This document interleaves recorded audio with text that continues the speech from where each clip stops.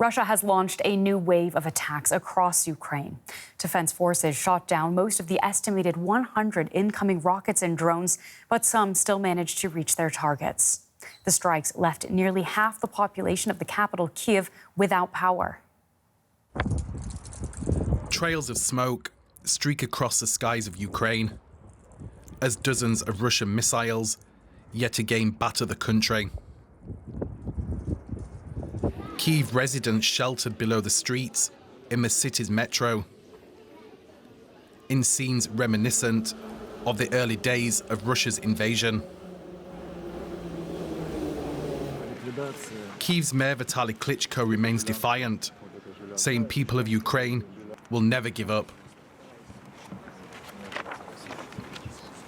The Russians want to bring depression, especially right now, Christmas time, New Year.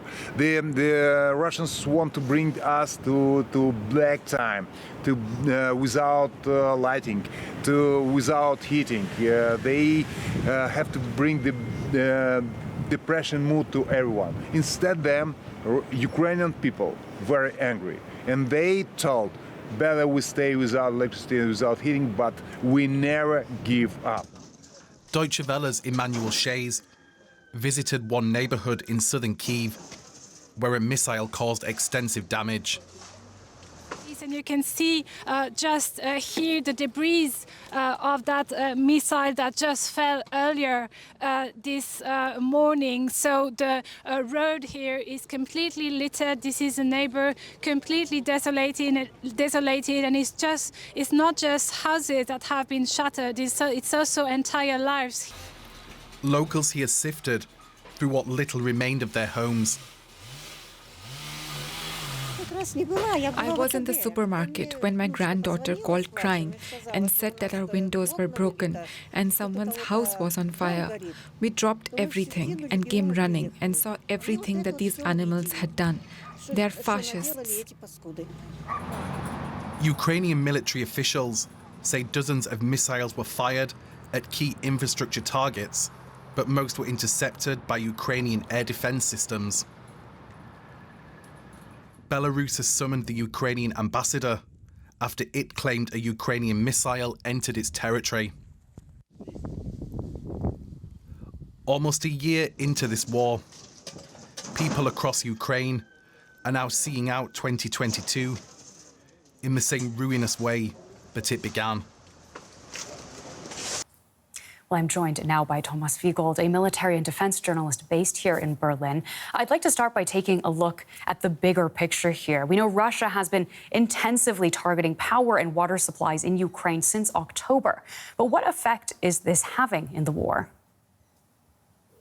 Well, actually, we are seeing two wars. We see a ground war in Ukraine, in the east and the south, and we are seeing this war against civilian infrastructure, which is mostly the energy grid, transformation stations, water equipment, all this stuff. So this is what happened today. Again, a massive wave against the civilian infrastructure.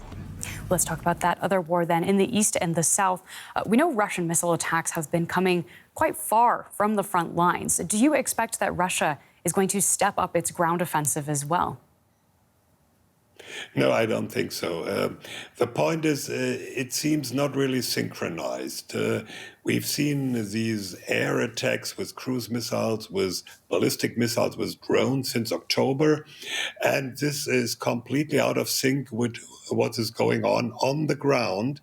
The offensive there, counter-offensives, are following a completely different schedule. And so what should we be watching there specifically?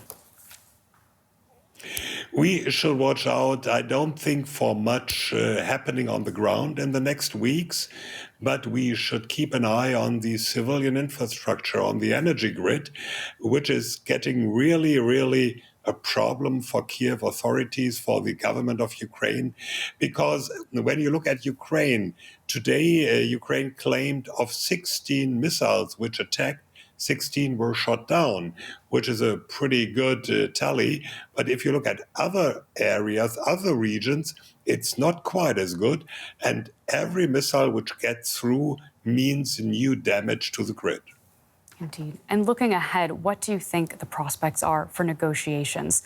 The Kremlin has rejected a plan from President Zelensky this week, instead demanding that Kyiv accept the Russian annexation of 4 regions. Well, the problem is, if you look at what Russia calls negotiations or offer for negotiation, it's actually not negotiation, it's a call for surrender.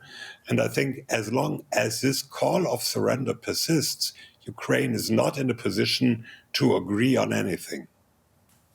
All right. Thank you so much for taking the time to speak with us on DW News. That's Thomas Fiegold, a freelance military and defense journalist.